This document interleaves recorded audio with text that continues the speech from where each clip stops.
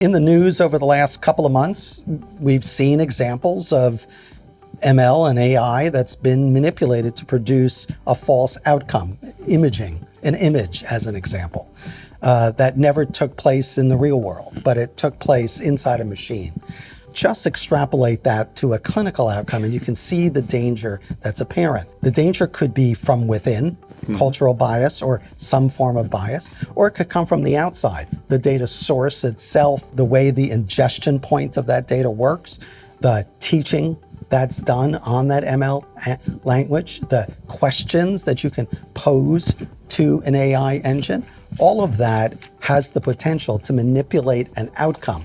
It's a much more complex vector than I think we've ever faced. I agree. That's a really good point. Even for the organizations that aren't working on a product per se, right? You're just doing operations, healthcare operations. Who's using machine learning processes? Who's using GPT or other platforms to be able to try to streamline what they're doing, right? That's a risk. One, is there some governance around it? Is there some control around that? What other systems is it touching? So NIST had this created the Cyber Resilience Framework 14 years ago, and we've had it for 14 years. Not a lot of people are aware of it or use it, but the first one there goes back to what they were talking about, anticipate. What are you anticipating within your organization as a threat, as a potential threat? What are the weaknesses? What are the areas you need to really focus on? What stories and outlines do you need to create for your organization that identify the top 6, 8, maybe 10 high-risk areas, and then what you're going to do about it. So that's the key thing about cyber resilience in your organization, is identifying where the threats are coming from and what's vulnerable in your organization. And then obviously, do you have the skills to withstand it? If an attack happens, and this is the key differentiator between defensive posture cyber operations and more proactive posture of cyber operations.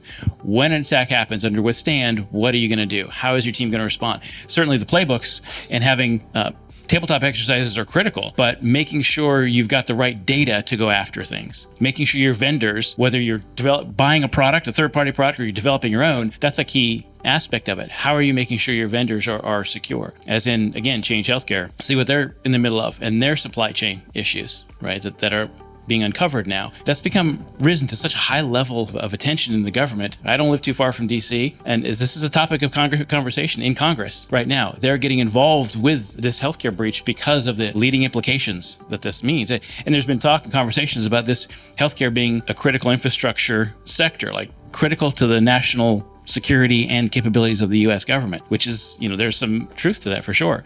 But it's gaining a lot more visibility and a lot more curiosity from the political side, which is good.